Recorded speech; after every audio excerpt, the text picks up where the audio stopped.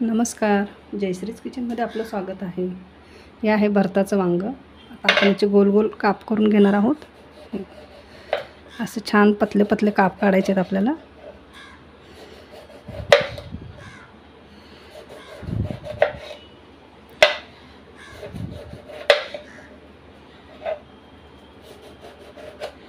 हे आपण सगळे छान कापून घेणार आहोत असे गोल गोल.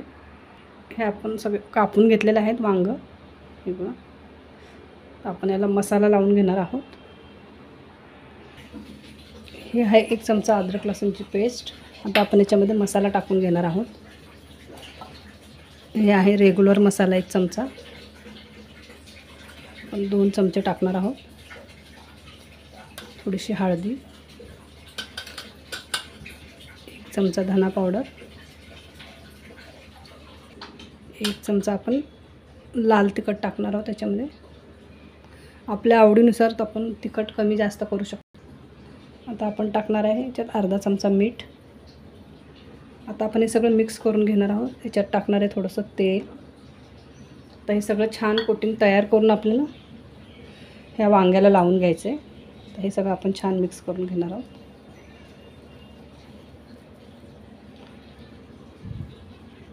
आता आपण एका वाटीमध्ये थोडंसं 1 चमचा बेसनचं पीठ घेणार आहोत आणि 2 चमचे आपण रवा घेणार आहोत. हे पोहे खाण्याच्या 2 चमच्यांनी मोठे चमचे 2 चमचे रवा घेतलेला आहे आपण आणि 1 चमचा आपण बेसनचं पीठ घेतलेलं आहे. हे सगळं मिक्स करून घेतलेलं आहे.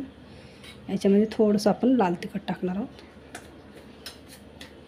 थोडंसं मीठ टाकणार आहे त्याच्यामध्ये. ह्याला आपल्याला कोटिंगसाठी लावायला लागणार आहे वरून. आता आपण याच्यात थोडंसं मीठ आणि हे टाकलेलं आहे.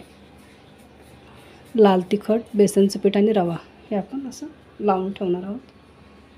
हे जे मसाला मिक्स करून ठेवलेला आहे ना, आता आपण हे वांग्याला लावून घेणार आहोत. असं हे बघा. ते सगळे मसाले मी वांग्याला लावून घेते. असं छान मसाला लावून आपण ठेवणार आहे याच्यामध्ये ताटात. थोडंसं आपण याच्यात पाणी टाकलेल्यावर थोडंसं पातळ करून घेतलेलं आहे हे असं लावण्यासाठी. आता आपण सगळा छान मसाला लावून घेतलेला आहे ना, आता आपण याच्यामध्ये असं डिप करणार आहोत आणि हे बघा. आता आपण गॅस लावणार आहोत.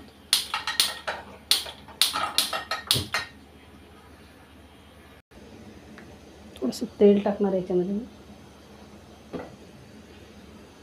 आता आपण हे तेलामध्ये टाकणार आहोत शालो फ्राय करण्यासाठी.